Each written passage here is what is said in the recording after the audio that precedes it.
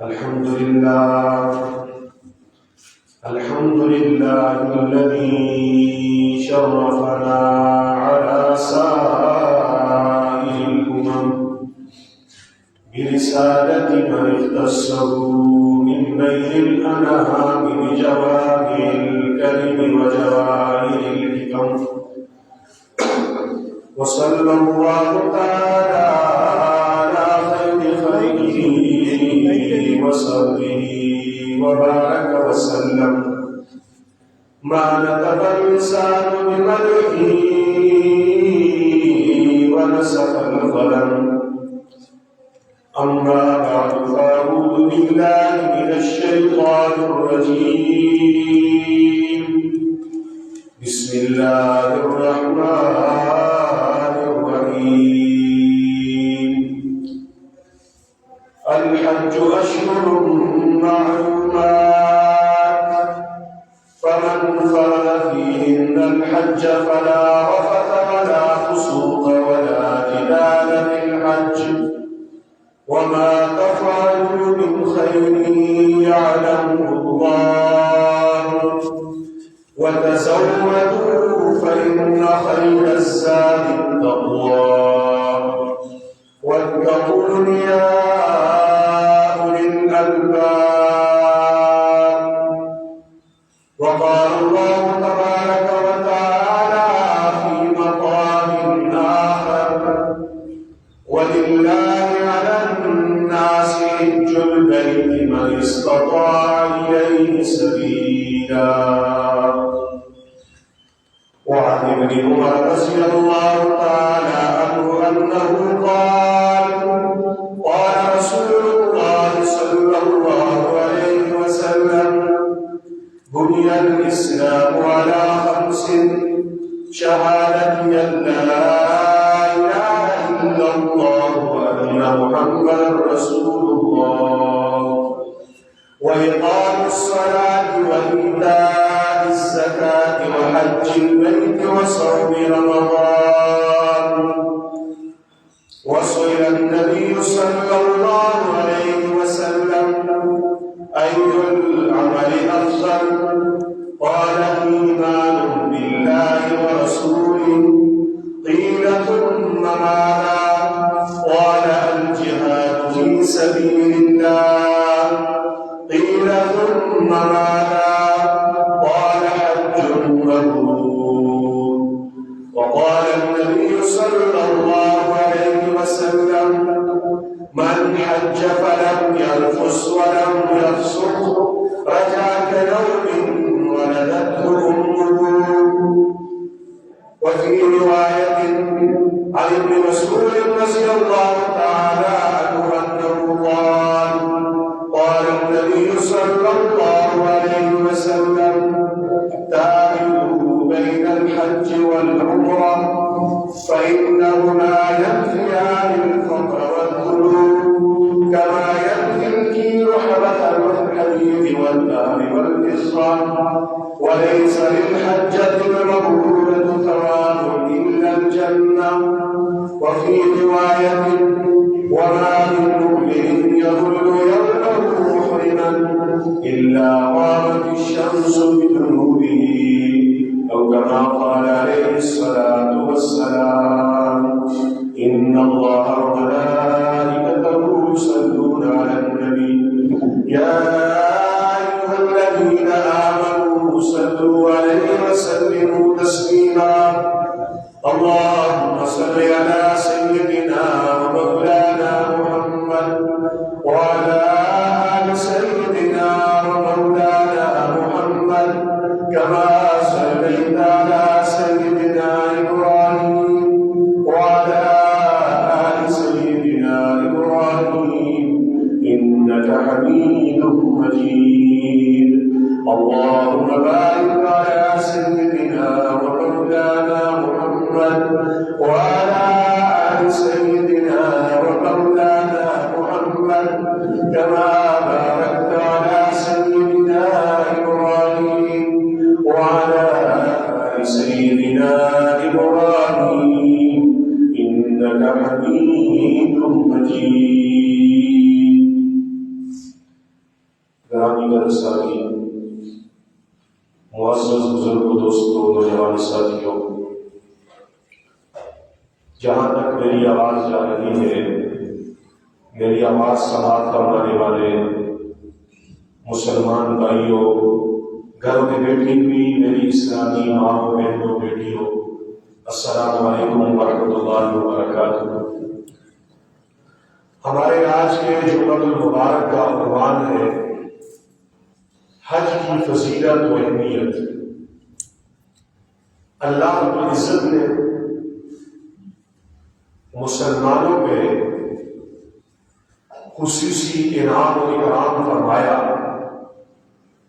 پہلے حج کا مبارک مہینہ عطا فرمایا، جو ہی حج کا مہینہ ختم ہوتا ہے اس کے بعد جو مہینہ شروع ہوا اسے شوال کا مہینہ کہتے ہیں۔ شوال کے بعد آنے والا مہینہ ذوالقعدہ کا ہے، اور اس کے بعد آنے والا مہینہ ذی الحج کا مہینہ ہے، حج کا مہینہ ہے اور بڑی عید کا مہینہ ہے۔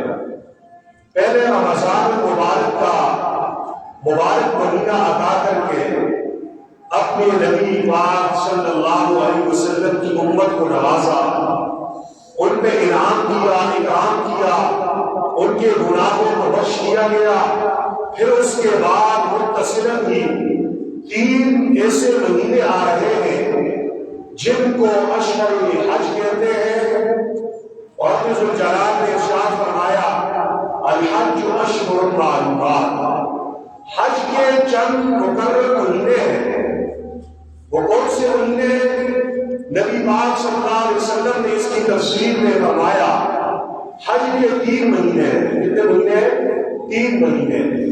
حج کا پہلا مہینہ شوال کا مہینہ ہے، دوسرا مہینہ ذی القعدہ کا ہے، اور تیسرا مہینہ ذی الحج کا ہے۔ اور ذی الحج کی 10ویں تاریخ کو عید الاضحیٰ منائی جاتی ہے۔ یہ 3 مہینوں کو اشہر حج، حج کا مہینہ، حج کے مہینے کیوں کہا گیا؟ حالانکہ حج کو صرف 5 دنوں میں ادا ہوتا ہے۔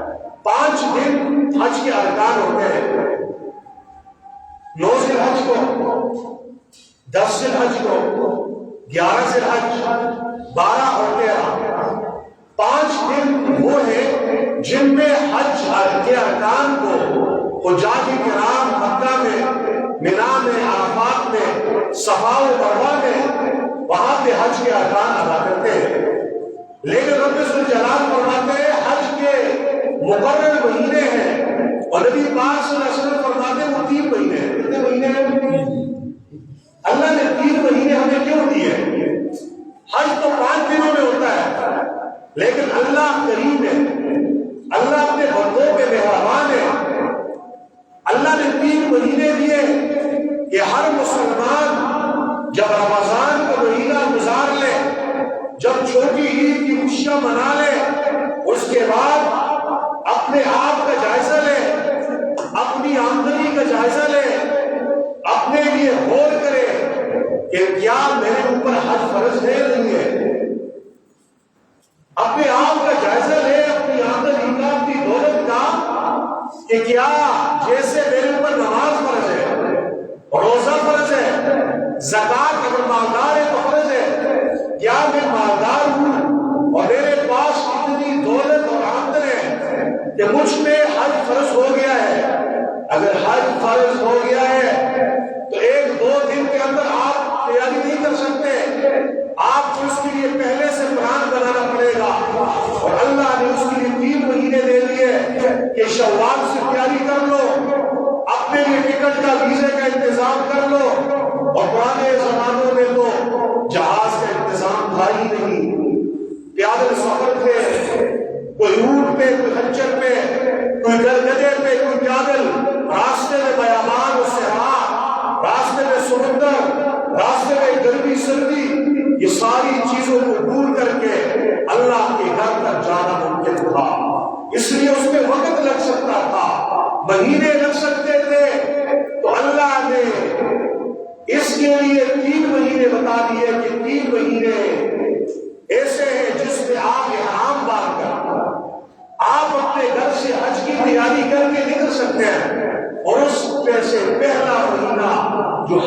تیاری کا ہے وہ یہی مہینے جو چل رہا ہے جسے شوال کہتے ہیں. جسے کیا کہتے ہیں؟ شوال کہتے ہیں. اسی لیے ہمارے بالکل محراب سے نماز کے مسائل کا بیان علماء کرتے ہیں, روزے کے مسائل کا بیان کرتے ہیں, دعوت و تبلیغ کی بات بھی ہو جاتی ہے, قرآن کریم کے فضائل بھی بتا دیے جاتے ہیں. لیکن ایک کثیر طبقہ ایسا ہے جو ہمارے پاس آ کے جمعہ پڑھنے والا, جن کے پاس دولت ہے, جن کے پاس سرمایہ ہے, جن پہ حج فرض ہے, حج نہیں کر رہے ہیں. یہ قصور مسلمانوں کا نہیں ہے, یہ قصور مجھ جیسے بولیوں کا ہے. ہم نے اپنے مقتدیوں کو بتایا کرے حج کے اوپر کیا انعامات ملتے ہیں, حج کے کیا فضائل ہیں, حج کے اوپر اللہ رب العزت کیا کچھ سے نوازتے ہیں, اور جو حج نہیں کرتا اس کے لیے کیا سزا ہے, اس کے لیے کیا وعید ہے. حج کس پہ فرض ہے, کتنی مالیت والوں پہ فرض ہے. ان چیزوں سے ہماری عوام کو عوام ہے, ہمارا پڑھا لکھا طبقہ بھی نابلد اور ناواقف ہے. اس لیے گناہگار کی زندگی گزار رہے ہیں, اور بہت سارے قبروں میں پہنچ گئے, ان پہ حج فرض تھا, نمازیں بڑی پڑی ہوگی, اس کو روزے رکھ لیے ہوں گے. جس رب نے نماز فرض کی ہے, جس رب نے روزے فرض کیے, جس رب نے زکات کا حکم دیا ہے, اسی رب نے حج کا حکم بھی دیا ہے. اور قرآن کریم میں سورہ بقرہ کے اندر اللہ کو ارشاد فرماتے ہیں کہ الحج اشہر معلومات, حج کے چند مہینے ہیں, اور اللہ فرماتے ہیں وَأَتِمُّوا الْحَجَّ وَالْعُمْرَةَ لِلَّهِ, اللہ ہی کی رضا کے لیے حج اور عمرے کو مکمل کر لیا کرو.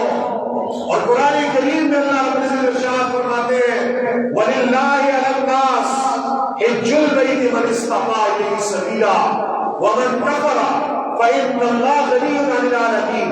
فرمایا وَلِلَّهِ, اللہ ہی کے لیے ہے, اللہ کی رضا کے لیے لوگوں کے اوپر بیت اللہ کا حج فرض ہے. کون سے لوگوں پہ فرض ہے؟ فرمایا من استطاع الیہ سبیلا, جو اللہ کے گھر تک جانے کی استطاعت رکھتے ہیں. اور فرمایا جس کے پاس استطاعت ہے, دولت ہے, صحت ہے, جا سکتا کام نہیں کیا, انکار کر دیا, ناشکری کر دی. ومن کفر, جس نے کفر کیا, انکار کیا, حج کا عملی طور پہ کر دیا, فرمایا اللہ کا کیا بگاڑے گا, اللہ کو کچھ نقصان نہیں کر سکتا. اس کے حج کرنے سے اللہ کی خدائی میں کوئی اضافہ نہیں ہو رہا, اور اس کے بار بار حج کرنے سے اللہ کی خدائی میں, اللہ کی الوہیت میں اضافہ نہیں ہو رہا.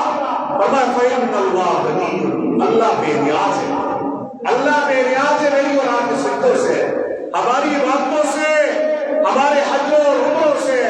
وَمَن كَفَرَ فَإِنَّ اللَّهَ غَنِيٌّ عَنِ الْعَالَمِينَ, اللہ جہان والوں سے بے نیاز ہے. ان آیات کی کریمہ پہ آپ غور کریں گے تو ان آیات میں ہمیں حج کی فرضیت کا پتہ نہیں چلتا ہے, حج کس میں فرض ہے. اس لیے میں نے آج کے جمعے کے لیے جو عنوان منتخب کیا ہے وہ ہے حج کی فضیلت و اہمیت.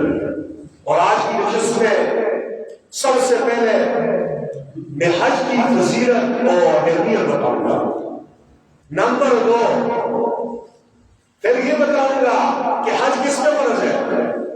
نمبر 3 پھر یہ بتاؤں گا جو حج نہیں کرتا اس کے لیے کیا کیا وعید اور سزائیں ہیں. نمبر 4 پھر یہ بتاؤں گا کہ حج کے حوالے سے ہمارے معاشرے میں جو طرح طرح کی غلط فہمیاں پائی جاتی ہیں, لوگوں کے اپنے خیالات ہیں کچھ کہ فلاں وقت حج کریں گے, یہ کام کر کے ان غلط فہمیوں کا ازالہ کریں گے. 4 باتیں ہماری آج کی جمعے کی نشست میں بیان ہوگی. اللہ رب العزت سے دعا ہے اللہ رب العزت ہم سب کو سمجھنے اور عمل کرنے کی توفیق عطا فرمائے. سب سے پہلے فضائل سے بیان کر رہا ہوں نا. فضیلت شوق بڑھانے کے لیے ہوتی ہے. فضیلت کس کے لیے ہوتی ہے؟ شوق بن جائے. فضیلت کسی بھی عمل کی فضیلت نبی پاک صلی اللہ علیہ وسلم نے اس کی بیان کی کہ مسلمان کا شوق پیدا ہو جائے، وہ عمل کے لیے اٹھ جائے، عمل کے لیے قربانی دینے کے لیے آمادہ ہو جائے۔ اس حصے سے میرے فضائل بیان کریں گے۔ اور ہمارا معاشرہ، ہمارا مسلمان آج دین سے بے نیاز ہے، اس کو ضرورت ہی نہیں ہے، آتے ہیں اور تاخیر سے۔ اس لیے حج کن پہ فرض ہے؟ جو حج نہیں کرتے ان کی سزا کیا یا پھر بیان کروں گا تاکہ ہماری مسجد میں آنے والا کثیر طبقہ یہ بات سمجھ لے حج کس پہ فرض ہے اور حج نہ کرنے کی سزا کیا ہے، تاکہ جن کو اللہ توفیق دے تو ابھی سے سدھر جائے اور اپنے لیے بندوبست کر لے، حج کا انتظام کر لیں، چوکنے ہو جائیں، کہیں ایسا نہ ہو نمازیں پڑھتے رہے، روزے رکھتے رہے اور سب کے خیرات دیتے رہے اور نفل پڑھتے رہے، چلے لگاتے رہے، سب کچھ کرتے رہے، حج فرض نہیں کیا، جہنم چلے گئے، مدرسوں میں پڑھاتے رہے۔ ساری نیکی کسے کہتے ہیں؟ اللہ کے حکم کو حضور کے طریقے پہ پورا کرنے کا نام دین ہے۔ حضور کے طریقے پہ پورا کرنے کا نام کیا ہے؟ دین ہے۔ اپنی مرضی پہ چلنے کا نام تو دین نہیں ہے۔ ہم تو اللہ کے بندے ہیں، اللہ کے غلام ہیں۔ غلام کی اپنی کوئی مرضی نہیں ہوتی، نوکر کا اپنا دل چاہے جس کام کی نگرانی نہیں کر سکتا جب تک اس کا آقا سے نہ کہے ہم اللہ کے بندے ہیں۔ اللہ کہے گا نماز پڑھو، ہم کیوں چاہیں گے؟ اللہ کہے گا روزہ رکھ لو، کھانا پینا بند، ہم ایک مہینے اللہ کی مان لی۔ اللہ کہتے ہیں زکات دو، فطرانہ دو، ہم دیکھو یہ بندگی ہے۔ وہی اللہ کہہ رہا ہے وَأَتِمُّوا الْحَجَّ وَالْعُمْرَةَ لِلَّهِ، حج اور عمرہ اللہ کے لیے مکمل کرو۔ وہی اللہ کہہ رہا ہے استطاعت ہے تو بیت اللہ کا حج مسلمان پہ فرض ہے۔ یاد رکھیے بڑے فضائل ہیں۔ حج ایک بڑی عاشقانہ عبادت ہے، بڑی عاشقانہ عبادت ہے۔ ہمارے نبی صاحب عبداللہ سامنے بیٹھے ہوئے جو گئے ہیں، ہم تو گئے نہیں ہیں، ہم نے رسول کی روایات بزرگوں سے سنے، جنہوں نے دیکھا ہے وہ فرماتے حج انتہائی عاشقانہ عبادت ہے، ایسی عاشقانہ عبادت ہے اس پہ اللہ کیا دیتے ہیں۔ دیکھو انسان کی عادت ہے نا، اس کے پاس عہدہ آ جاتا ہے، اقتدار آ جاتا ہے، مال و دولت آ جاتا ہے یا زیادہ عبادت کر لیتا ہے، اس کو تکبر کی بیماری لگ جاتی ہے۔ کوئی اپنے مال و دولت پہ اکڑتا ہے، کہتے ہو میری کسی دولت کسی کے پاس ہے۔ کوئی اپنے حسن و جمال پہ اکڑ میں آ جاتا ہے، تکبر میں آ جاتا ہے۔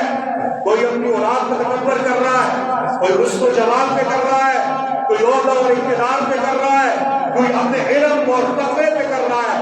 تکبر ہے، رنگ الگ ہوتے ہیں، انداز الگ ہوتا ہے۔ مولوی صاحب کا تکبر کیسے نہیں ہے؟ یہ علم کا تکبر آ جائے گا، میرے جیسا کوئی عالم نہیں ہے، میرے جیسا کوئی قاری نہیں ہے، میری جیسی کسی کی آواز نہیں ہے۔ تبلیغی ساتھی کے دل میں اللہ نہ کرے یہ تکبر پیدا ہو سکتا ہے۔ یہ باقیوں کو اللہ توفیق نہیں دے رہا، مثال لگا رہا ہوں، چلے لگا رہا ہوں، اندر اپنی بڑائی پیدا ہو جائے، یہ تکبر ہے۔ مالدار کے دل میں مال کا تکبر، خوبصورت جوان کے دل میں خوبصورتی کا تکبر۔ اللہ رب العزت مختلف عبادتوں کے ذریعے سے ہمارے اندر کا لیول برابر کرتے ہیں۔ رمضان سے کس بیماری کا علاج مقصود ہوگا؟ شیخ اشرف علی تھانوی رحمہ اللہ فرماتے ہیں رمضان کے روزے رکھنے سے جس بیماری کا علاج ہوتا ہے اسے قوت باق کہتے ہیں۔ شہوت کی بیماری، اعتدال میں انسان آ جاتا ہے، نفسانی آشات کنٹرول میں آ جاتے ہیں۔ اس لیے نبی پاک صلی اللہ علیہ وسلم نے روایت میں ارشاد فرمایا جوانوں کو خطاب کر کے، یا معاشر الشباب، اے نوجوانوں کے لوگ، من استطاع منکم الباء فلیتزوج، تم میں سے جو آدمی شادی کے لوازمات کی استطاعت رکھتے روزے رکھ لے، نہ شادی کر لے، اس پہ شادی فرض ہے۔ فرمایا اگر شادی کے لیے طاقت نہیں ہے، نام نقد بیوی کا نہیں دے سکتا، مکان نہیں ہے، کچھ اور عذر ہے، فرمایا ایمان کا ڈر شیطان ہے، اس کو خراب کرے گا۔ فرمایا قوت باق، شہوانی طاقتوں کو سرد کرنے کے لیے نبی پاک صلی اللہ علیہ وسلم نے فرمایا یہ نہیں ہو سکتا، فعلیہ بالصوم، اس پہ مسلسل روزے رکھنے ہیں، مسلسل نفلی روزے نوجوان رکھے گا۔ غیر شادی شدہ ہے، اس کے اندر کا لیول ٹھیک ہو جائے گا، نشہ اتر جائے گا۔ ایسے ہی حضرت حاجی رضا فرماتے رمضان کے روزوں سے قوت باغ کا علاج ہو گیا، اور جو ہی رمضان گزرا حج کے مہینے آ گئے، حج کے مہینوں سے قوت جاہ کا علاج ہو گیا۔ جاہ کی بیماری، شہرت کی بیماری کیسے علاج ہو گیا؟ حاجی جب یا عمرہ کرنے والا جب جاتا ہے اپنے کپڑے اتار لیتا ہے، دو انسرے کپڑوں کا لباس کفن کی طرح پہن لیتا ہے، سر کھلا رہتا ہے، دیوانہ وار عاشقوں کی طرح، مجنون کی طرح اس کی زبان پہ اپنے محبوب کی یاد کا ترانہ ہوتا ہے، لبیک لبیک اللہ میں حاضر ہوں، اے میرے محبوب میں حاضر ہوں۔ دیوانہ وار محبوب کے گھر کا طواف کرتا ہے، چکر لگاتا ہے محبوب کو راضی کرنے کے لیے، صفا مروہ پہاڑیوں کے درمیان یہ دوڑ لگاتا ہے، یہ سعی کرتا ہے، یہ وہ عاشقانہ عمل ہے۔ اس سے بڑے سے بڑا خطرناک، چاہے وزیر اعظم ہے، چاہے وزیر اعلیٰ ہے، کروڑ پتی ہے یا غریب ہے یا امیر ہے، جس کے اندر بھی جان کی بیماری ہے، اپنے ساری عیاشیت چھوڑ کے دو کپڑے پہن کے دیوانہ وار سب کے ساتھ مل کر غریب کے کندھے کے ساتھ کندھا ملا کے ایسے طواف میں چکر لگا رہا ہے، اس سے جان کی بیماری ہو جاتی ہے، جان کی بیماری۔ اور اللہ رب العزت حج پہ کیا کچھ نوازتے ہیں، جناب نبی مکرم صلی اللہ علیہ وسلم سے پوچھا گیا ای العمل افضل، اللہ کی نبی سب سے افضل عمل کون سا ہے؟ سب سے افضل عمل ہے، حضور نے فرمایا ایمان باللہ و رسولہ، سب سے افضل عمل ایمان باللہ و ایمان بالرسول ہے، اللہ اور اللہ کے رسول پہ ایمان لانا۔ سائل نے پھر پوچھا ثم ماذا، اللہ کے نبی اس کے بعد کون سا عمل افضل ہے؟ حضور نے فرمایا الجہاد فی سبیل اللہ، دوسرے نمبر پہ کون سا عمل ہے؟ جہاد فی سبیل اللہ۔ صحابی نے پوچھا ثم ماذا، پھر کون سا عمل ہے؟ حضور نے فرمایا حج مبرور، حج مبرور۔ حج مبرور کون سا حج ہے؟ مبرور حج مبرور وہ حج ہے جس میں ہر قسم کی نافرمانی سے بچا رہا، اسے حج مبرور کہتے ہیں۔ کیا کہتے ہیں؟ حج مبرور۔ اور نبی کریم صلی اللہ علیہ وسلم نے ارشاد فرمایا، بخاری اور مسلم دونوں میں روایت ہے، فرمایا بنی الاسلام علی خمس، اسلام کی بنیاد 5 چیزوں پہ ہے۔ فرمایا سب سے پہلی چیز شہادت لا الہ الا اللہ وان محمد رسول اللہ، پہلی چیز عقیدہ توحید ایمان باللہ ایمان بالرسول ہے۔ دوسری چیز فرمایا وإقام الصلاۃ، نماز کا ادا کرنا، وإیتاء الزکاۃ، زکات دینا، اور فرمایا وحج البیت، بیت اللہ کا حج کرنا، وصوم رمضان، اور رمضان کے روزے رکھنا۔ اور رمضان کے ایمان دل میں ہوتا ہے، ایمان دل میں ہوتا ہے، اس کا اظہار ہی بندہ مومن ہے، یہ اللہ کو اپنا رب مانتا ہے، اللہ کو اپنا الہ مانتا ہے۔ اس کو پتہ کیسے چلے گا؟ دل میں، اور آپ جیب کے نہیں دیکھ سکتے، اس کا اظہار آواز سے ہوتا ہے۔ اس کا اظہار کس سے ہوتا ہے؟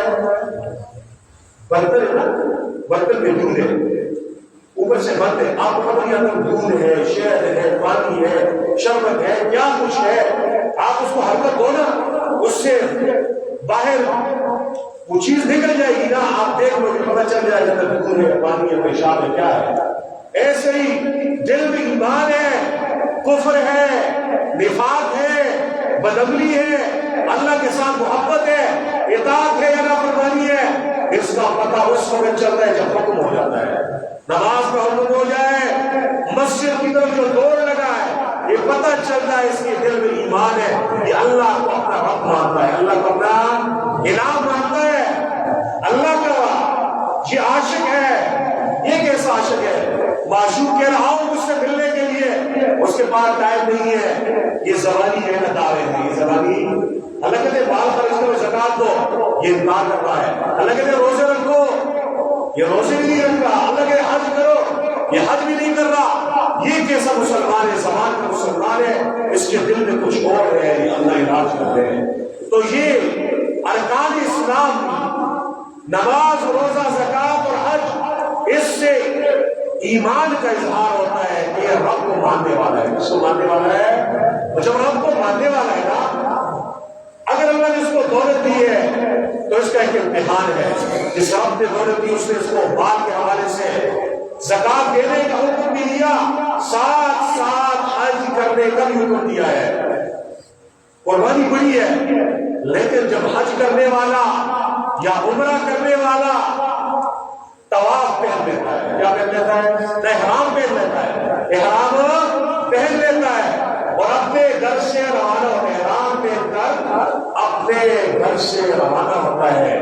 روایت میں آتا ہے نبی مکرم صلی اللہ علیہ وسلم نے ارشاد فرمایا، احرام پہن کر حاجی یا عمرہ کرنے والا جب لبیک کی صدائیں لگاتا ہے، فرمایا اس کے دائیں طرف جتنے درخت ہیں، جتنے پتھر ہیں، جتنے ڈھیلے ہیں، جتنی چیزیں ہیں، یہ وہ زمین کی انتہا پر آخری سرے تک دائیں طرف، اور اس طرح بائیں طرف سے بھی جتنے درخت ہیں، جتنے پتھر ہیں، جتنے مٹی کے ڈھیلے ہیں، یہ ساری چیزیں وہ بائیں طرف انتہا تک زمین حق ہو جاتی ہے.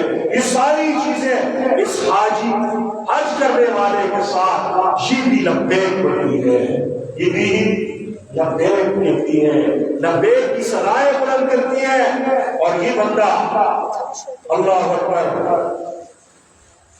جب احرام باندھ کے روانہ ہوتا ہے حج کے لیے، اس کے پہلے دن پہ اللہ اس کو کیا دیتے ہیں؟ نبی پاک صلی اللہ علیہ وسلم نے ارشاد فرمایا، وَمَا مِن مُؤْمِنٍ يَظُلُّ يَوْمَهُ مُحْرِمًا إِلَّا غَابَتِ الشَّمْسُ بِجُنُوبِهِ. فرمایا جب حاجی احرام باندھ کے حج کے لیے روانہ ہو گیا اور پہلے دن کا سورج غروب ہو رہا ہے، فرمایا وہ سورج جب غروب ہوتا ہے ساتھ اس حاجی کے تمام گناہوں کو لے کے غروب ہوتا ہے. اس کے تمام گناہوں کو اپنے ساتھ لے کے غروب ہوتا ہے. مطلب کیا ہے کہ اس کے سارے گناہ معاف ہو جاتے ہیں. اور نبی کریم صلی اللہ علیہ وسلم نے ایک اور حدیث میں ارشاد فرمایا، من حج فلم يرفث ولم يفسق رجع كيوم ولدته. فرمایا جس آدمی نے حج کیا، کیسا حج؟ فرمایا فلم يرفث، اس نے فحش گوئی نہیں کی، غلط قسم کی باتیں نہیں کی، ولم يفسق، اس میں نافرمانی نہیں کی. فرمایا جب واپس لوٹتا ہے کیسے لوٹتا ہے؟ رجع كيوم ولدته، یہ ایسے واپس لوٹتا ہے جیسے آج اس کی ماں نے جنا ہے، سارے گناہوں سے پاک صاف. اور ایک روایت حضرت ابن مسعود کی ہے، نبی کریم صلی اللہ علیہ وسلم نے ارشاد فرمایا، تابعوا بین الحج والعمرہ. حضور نے فرمایا حج اور عمرے کو لگاتار کرتے رہو، حج اور عمرے مسلسل کرتے رہو. فرمایا فإنہما ينفیان الفقر والذنوب. فرمایا حج اور عمرے سے کیا فائدے ملتے ہیں؟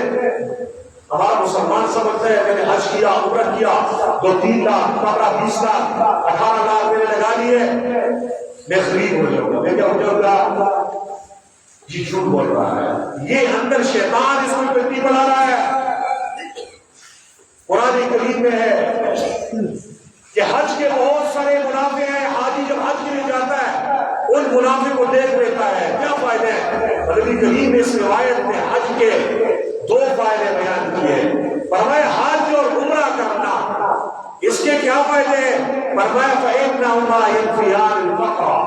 فرمایا غربت کو دور کرتا ہے، غربت کو غریبی ختم ہو جاتی ہے اس کے گھروں پر. اور دوسری کیا ہوا؟ ذنوبہ، اور گناہوں کو ختم کر لیتا ہے. انسان مثال سے بات سمجھتا ہے، اللہ کے نبی نے مثال سے سمجھایا، یہ مثال سے بات سمجھتے ہیں. فرمایا کما ينفی القیر خبث الحدید والذهب والفضة. فرمایا جیسے ریگمان لوہے سے زنگ ہٹاتا ہے، جیسے سونا چاندی کو صاف کرنے کے لیے ریگمان وغیرہ استعمال ہوتے ہیں، وہ سارا میل کچیل دور ہو جاتا ہے. فرمایا ایسی حاجی یا عمرہ کرنے والا جب یہ جاتے ہیں حرام باندھ کے، فرمایا گناہوں سے ایسے صاف ہو جاتے ہیں جیسے لوہا ریگمان کے ذریعے سے زنگ سے صاف ہو جاتا ہے.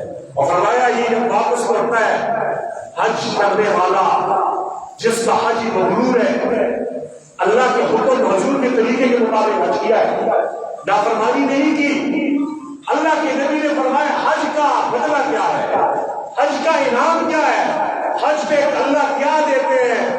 اللہ کے نبی نے فرمایا وَلَيْسَ لِلْحَجَّةِ الْمَبْرُورَةُ ثَوَابٌ إِلَّا الْجَنَّةُ، فرمایا حج مبرور کا بدلہ صرف جنت ہے، صرف کیا ہے؟ جنت بدلہ ہے۔ حج کرو جنت لے لو۔ اور یاد رکھو پہلے دن جب اس نے حرام باندھا، تلبیہ کیا، اس کے تلبیہ میں دائیں بائیں کی تمام چیزیں شریک ہو گئی، پہلے دن کا سورج جب غروب ہوا اس کے تمام گناہ معاف ہو گئے۔ اس نے پہلا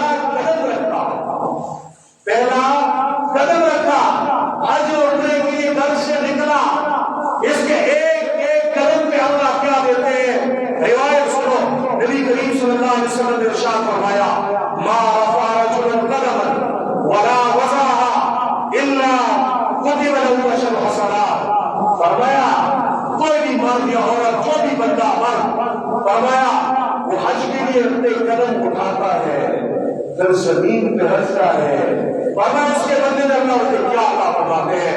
فرمایا الا كتب له عشر حسنات، ہر قدم کے بدلے میں 10 نیکی لکھی جاتی ہے، ہر قدم کے بدلے میں۔ دوسرا فائدہ فرمایا وَخُدْ عَنْهُ عَشْرُ سَيِّئَاتٍ، 10 گناہ اعمالنامے سے مٹا دیے جاتے ہیں، اور فرمایا وَرُفِعَ لَهُ عَشْرُ دَرَجَاتٍ، اس کے 10 درجے بلند ہو جاتے ہیں، 10 درجے۔ تصور کرو جس کو توفیق اللہ دینا، اللہ اسے نوازنا چاہتے ہیں، احرام باندھنے کے بعد، تلبیہ پڑھنے کے بعد دائیں بائیں کی چیزیں اس کی عاشق ہو جاتی ہیں، پوری اس کے ساتھ شریک ہوتی ہیں، اور جب قدم اٹھاتا ہے ہر قدم پہ 10 نیکیاں لکھی جاتی ہیں، 10 گناہ معاف ہوتے ہیں، اور 10 درجے اس کے جنت میں بلند کر دیے جاتے ہیں۔ اور یاد رکھیے اللہ اکبر کبیرہ، نبی پاک صلی اللہ علیہ وسلم نے ارشاد فرمایا یہ حج کرنے والے کو اللہ حضرت کیا ارشاد کیا عطا فرماتے ہیں۔ حضرت عمرو بن العاص کی روایت لمبی روایت ہے، میں خلاصہ بیان کرتا ہوں۔ حضور پاک صلی اللہ علیہ وسلم کے پاس عمرو بن العاص تشریف لائے اور کہنے لگے اللہ کے رسول میں مسلمان ہوتا ہوں، اپنا ہاتھ آگے بڑھائیے میں آپ کے ہاتھ میں بیعت کرتا ہوں۔ حضور نے اپنا ہاتھ آگے کیا، عمرو بن العاص نے اپنا ہاتھ پیچھے پھیر دیا۔ حضور نے کہا عمرو تجھے کیا ہو گیا، باتیں ہو گئے؟ آپ نے کہا ہاتھ بڑھاؤ، میں نے ہاتھ آگے کیا، آپ نے ہاتھ پیچھے کیا۔ اور کہا اللہ کے حبیب میں مسلمان ہوں تو میں شرط ادا کر، میری ایک شرط ہے۔ فرمایا کیا شرط ہے تیری؟ فرمایا میں مسلمان اس شرط میں رکھتا ہوں کہ میرے پہلے گناہ سارے معاف ہو جائیں، پہلے سارے گناہ جتنے بھی میں نے کیے نا وہ معاف ہو جائے۔ اللہ کے نبی نے فرمایا شرط ہے، چلو میرے گناہ معاف ہو گئے، میرے گناہ۔ جب اس نے ہاتھ رکھا اللہ کے نبی کے ہاتھ میں بیعت کی، نبی کریم صلی اللہ علیہ وسلم نے ارشاد فرمایا سنو، کانوں کی کھڑکیاں کھول کے سنو، فرمایا اما علمت یا عمر، اے عمر کیا تجھے پتہ نہیں ہے ان الاسلام یحمل ما کان قبلہ، فرمایا اسلام جو بھی شخص لاتا ہے اسلام سے ساتھ کا سارے گناہ معاف ہو جاتے ہیں۔ دوسرا جملہ فرمایا فإن الہجرۃ تہدم ما کان قبلہا، فرمایا ہجرت ایسا عمل ہے ہجرت سے ساتھ کا گناہ معاف ہو جاتے ہیں۔ اور تیسری چیز فرمایا فإن الحج یہدم ما کان قبلہ، فرمایا بیت اللہ کا حج کرنا ایسا ثواب رکھتا ہے جس نے حج کیا اس کے ساتھ کا سارے گناہ معاف ہو گئے، ساتھ کا سارے گناہ حج کرنے میں کیا ہو گئے؟ معاف ہو گئے۔ بندہ گھر سے روانہ ہو گیا، احرام باندھ لیا، زبان پہ تلبیہ کے الفاظ ہیں، اللہ کے عشق کے سفر میں روانہ ہو گیا۔ جب یہ حدود حرم میں پہنچتا ہے، حرم کی کچھ حدود رقبہ ہے، اور وہاں سے حاجی لوگ اپنے احرام باندھے، مختلف میقات ہیں، مختلف ملکوں کے لوگ مختلف پوائنٹوں سے اس علاقے میں داخل ہوتے ہیں۔ میقات اس کے اندر حرم کا علاقہ ہے۔ یاد رکھیے حج کرنے والے کو اللہ کیا دیتے ہیں، عمرہ کرنے والے کو اللہ کیا دیتے ہیں۔ جب یہ پاکستان سے روانہ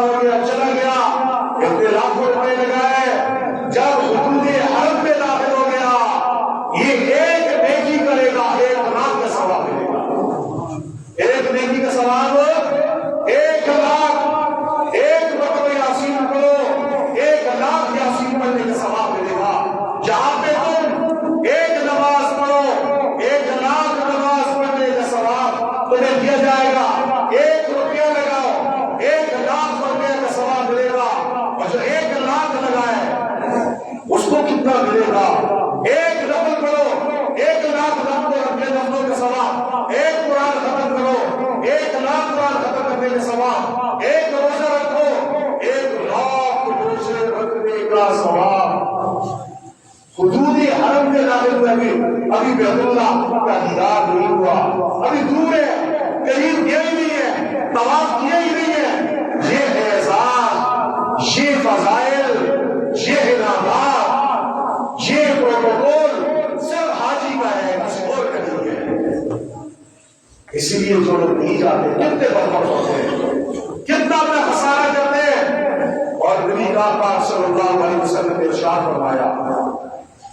فرمایا حاجی جب حج کا احرام باندھتا ہے نا، یا عمرہ کرنے والا، فرمایا یہ جب جاتا ہے یہ اللہ کا مہمان ہوتا ہے۔ اللہ کا اور ہمارا بھی مہمان آتا ہے نا، ہم کنجوس قسم کے لوگ بھی ہو، غریب قسم کے لوگ بھی ہو، ہمارے گھر میں مہمان آ گیا، ہم پڑوس سے قرض لیں گے، اس کا احترام کرتے نہیں کرتے، ہم اسے خوش رکھنے کی کوشش کرتے ہیں، اس سے میرا اچھی جگہ پہ کھاتے ہیں، آرام دینے کی کوشش کرتے ہیں، اچھے سے اچھا کھانا کھلانے کی کوشش کرتے ہیں۔ یہ مہمان ہے، اللہ نے بھیجا ہے، کس نے بھیجا ہے؟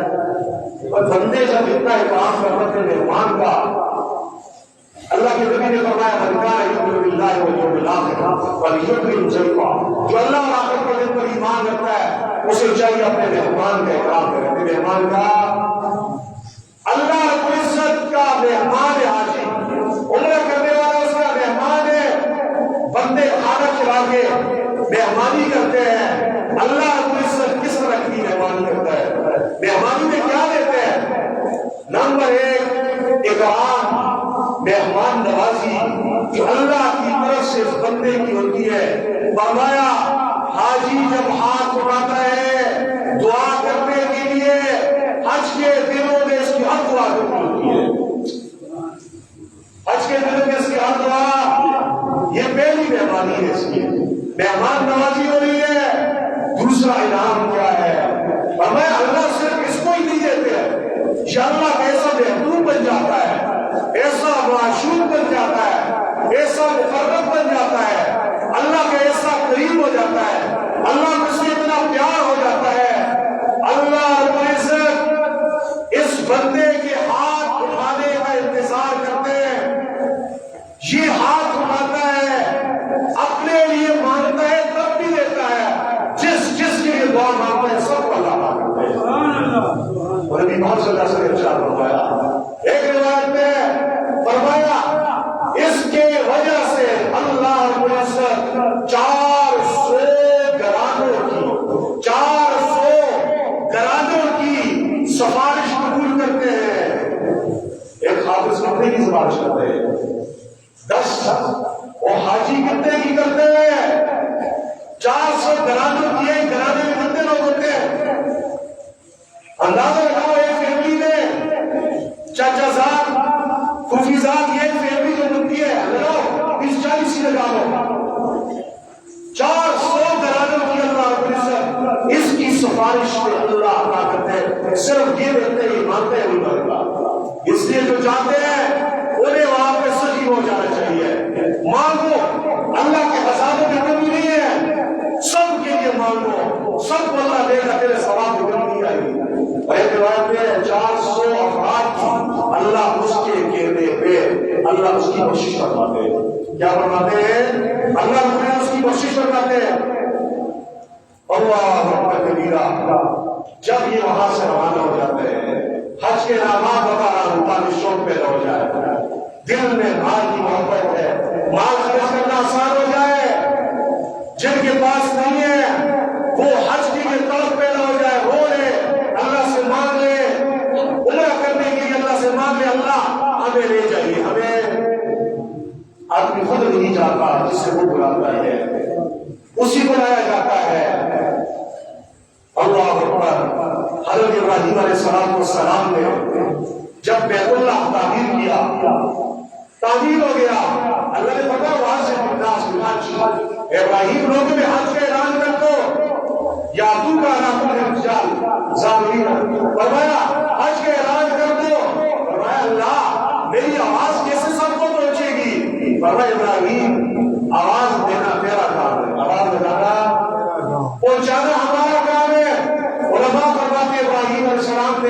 صدا لگا لی، واضح آواز لگا لی، فرمایا وہ آواز عالمی ارواح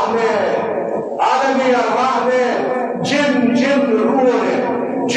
روحوں نے وہ آواز سنی ہے، اللہ انہیں اپنے گھر بلاتے ہیں، انہیں اپنے گھر جب جا رہے ہیں نا، انہوں نے وہ آواز سنی ہے ابراہیم علیہ السلام کی، اس کی برکت سے جنہوں نے جواب دیا جا رہے ہیں، ہر آدمی کوشش کرے، مال والا مال لگا کے کوشش کرے، مال نہیں ہے اللہ سے مانگ کے، اللہ کو آپ دے دیا، کچھ بھی دے سکتے، اللہ اتنا دے کہ آپ کے گھر کا میرا ثواب کروں، میری حج ہونے کی سعادت دے، فرمایا جب روانہ ہو جاتا ہے، حضور حرم میں داخل ہو گیا، بیت اللہ کی طرف روانہ ہے، اس کا کیا مقام کیا مرتبہ ہے، نبی پاک صلی اللہ علیہ وسلم نے ارشاد فرمایا ہر روز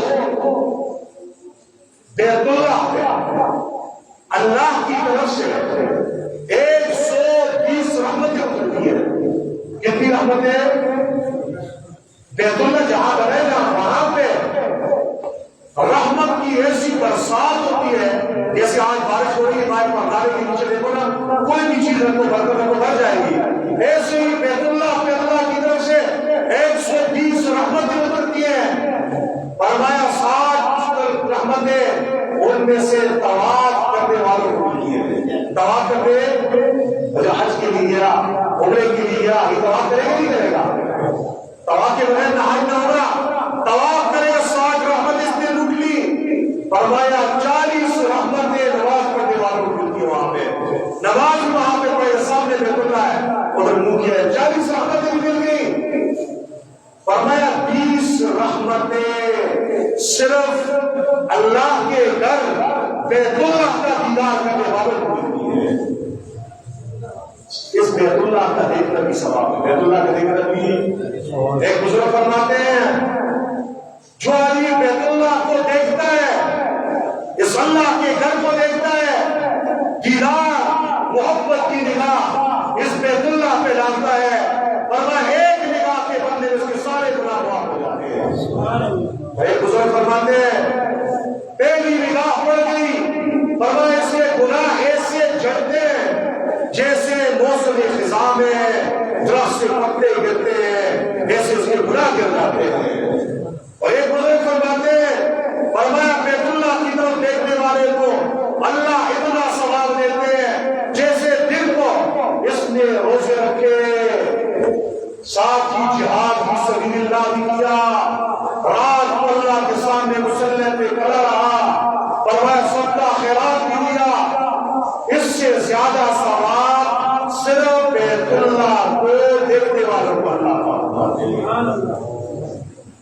پہلی نگاہ پر دیکھیں، پہلی نگاہ بیت اللہ پہ جب پڑتی ہے، روایات میں آتا ہے فرمایا پہلی نگاہ ڈالتے وقت یہ حج کرنے والا، یہ عمرہ کرنے والا، اس نے جو لاکھوں روپیہ لگایا بیچارہ پریشان بھی ہے، کل آمدنی چند لاکھ روپے تھے، بھومی میں رکھے تھے مشکل وقت کے لیے، لگا لیے، دل پریشان ہے، پریشان مت ہو جائیے، جنہوں نے لگائے ہیں ان کو مبارک ہو، جنہوں نے نہیں لگائے دل سے مال کی محبت نکال کے اللہ کے گھر کی طرف اس جیسا سفر کے ارادہ کر لو، اللہ کیا عطا فرماتے، پہلی نگاہ جو پڑتی ہے، فرمایا اس وقت اللہ سے جو کچھ ہی مانگتا ہے سب کچھ اللہ کا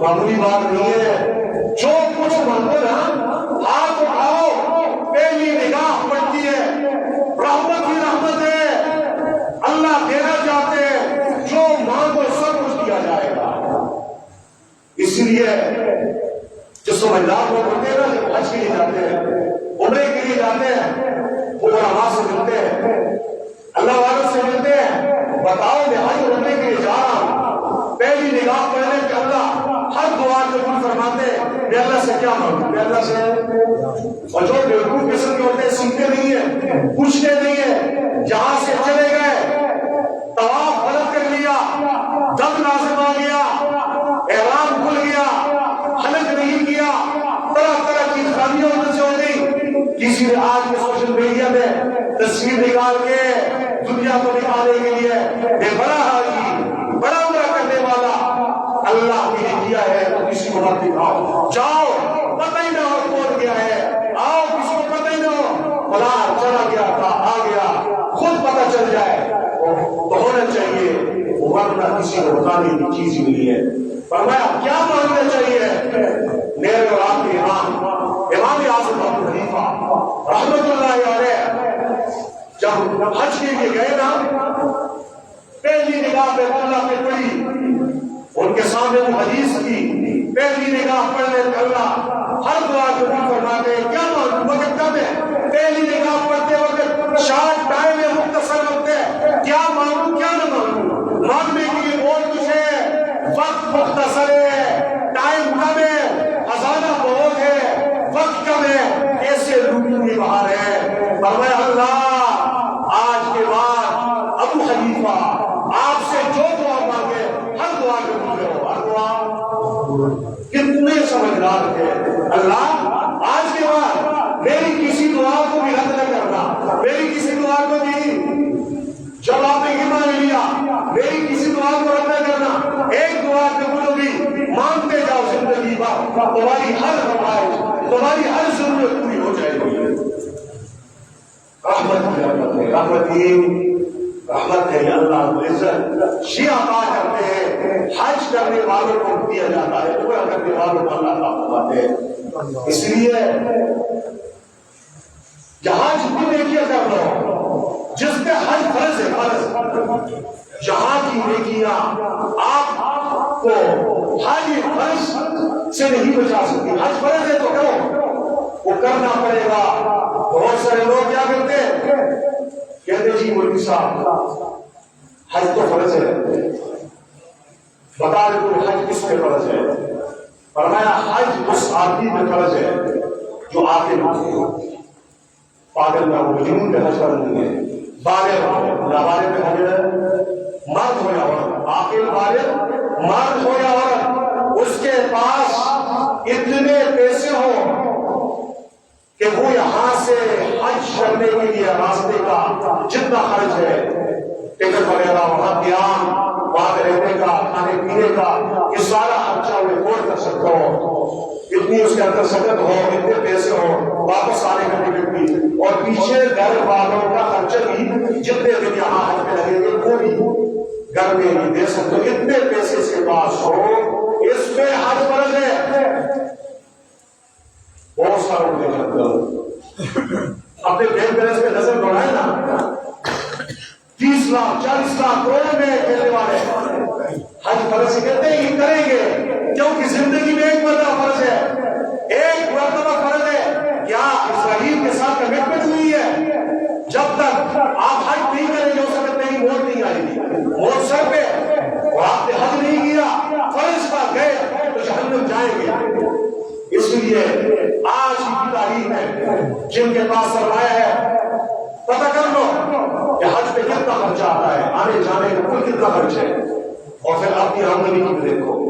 اگر اس رینج میں آپ آ رہے تو آپ پہ حج فرض ہے, حج فرض ادا کرو, اور یہ ساری نعمتیں, یہ ساری جو فضائل ہیں, یہ سارے آپ کے یہاں آپ کو اللہ کو عزت نصیب فرمائے گا.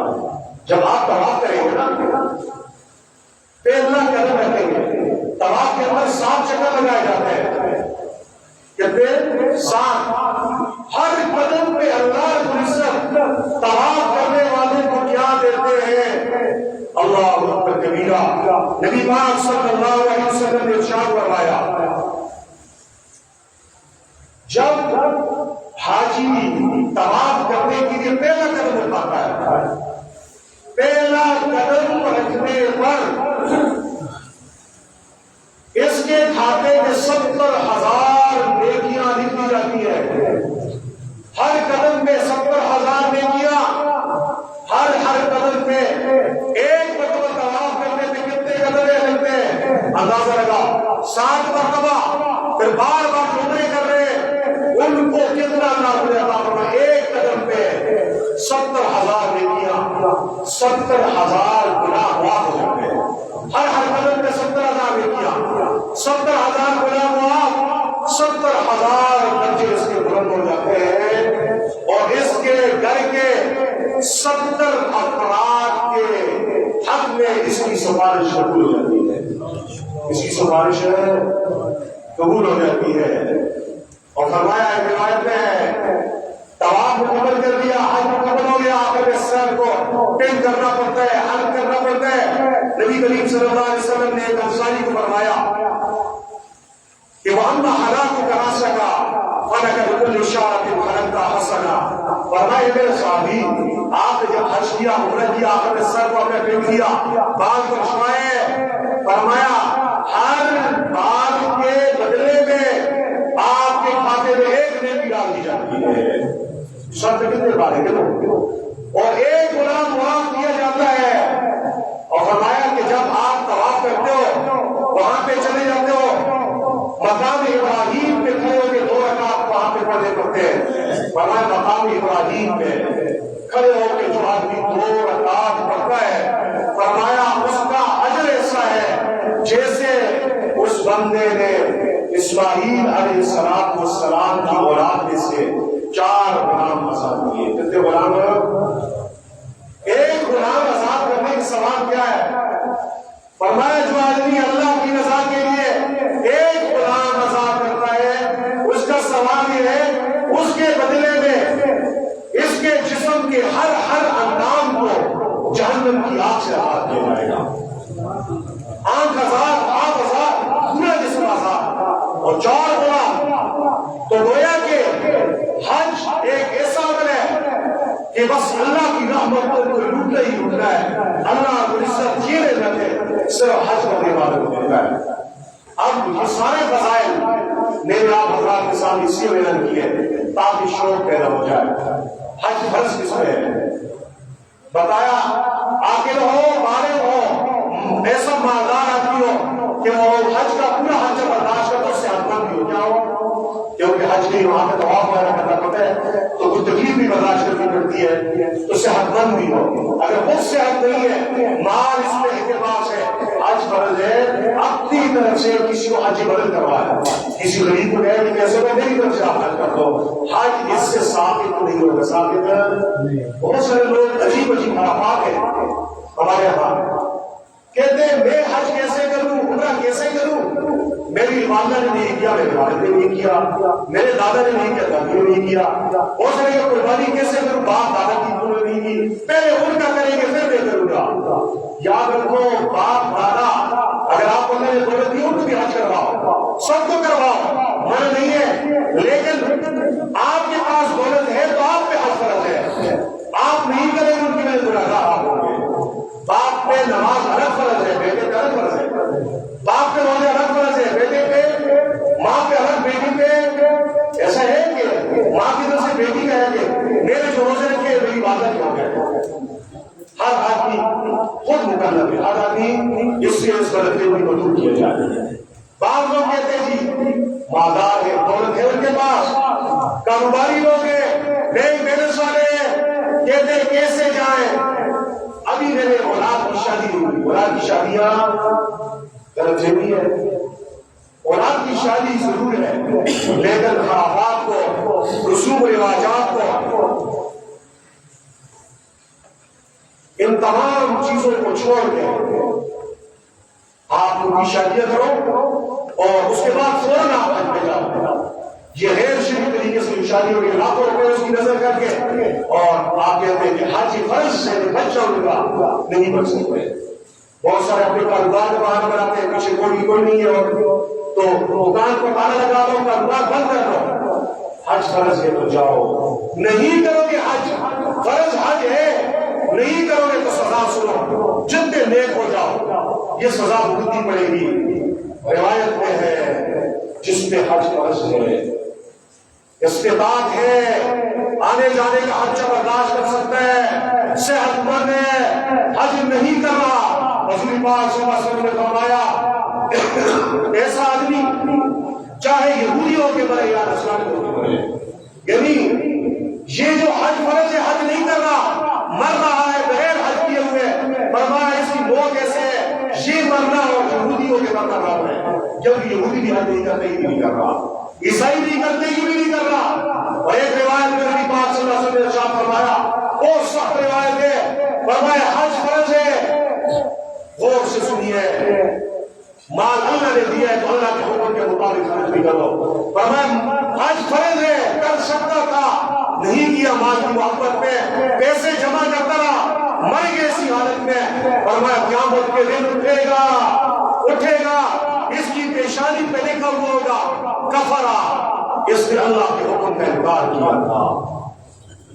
کسی کے چہرے چمک رہے ہوں گے، وجوہ یوم ناظرہ الی ربہا ناظرہ، کسی پہ خاک ہوگی، یہ اس دن پھر روئیں گے، آئے کاش میں اللہ کے حکم کو پورا کر رہا۔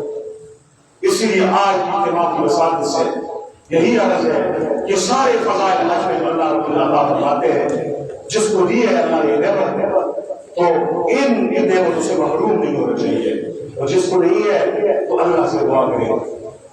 اور اللہ مجھے کیا کرے، جب حج کے لیے گیا نا، دیکھو تو مدینہ جانا فرض اور واجب نہیں ہے، لیکن عاشق کا یہ حق ہے اپنے محبوب کے در پہ جا کر درود السلام کا نذرانہ پیش کرے۔ اس کی بہاریں ہی بہاریں، عمرے اور حج کے لیے گیا، رسول خدا صلی اللہ علیہ وسلم کے در پہ جائے گا۔ نبی پاک صلی اللہ علیہ وسلم نے ارشاد فرمایا، جو حج کے لیے آیا، حج کیا، اس کے بعد میرے گھر کا دیدار کرنے کے لیے، میرے گھر کا دیدار کرنے کے لیے میرے روزے پہ آیا، اس کو 2 مقبول حج کرنے کا ثواب دیا جائے گا۔ اور فرمایا نبی پاک صلی اللہ علیہ وسلم نے، جو میرے روزے پہ آیا، میرے روزے کا دیدار کیا، ایسا ہے جیسے اس نے مجھے زندگی میں دیکھا ہے۔ اور وہاں پہ گئے، اللہ کے حبیب کے در پہ کیا ملے گا، آخری روایت سنا کے اجازت چاہتا ہوں۔ نبی پاک صلی اللہ علیہ وسلم نے ارشاد فرمایا، الانبیاء احیاء فی القبور یصلون، انبیاء کرام اپنی قبروں میں زندہ ہوتے ہیں۔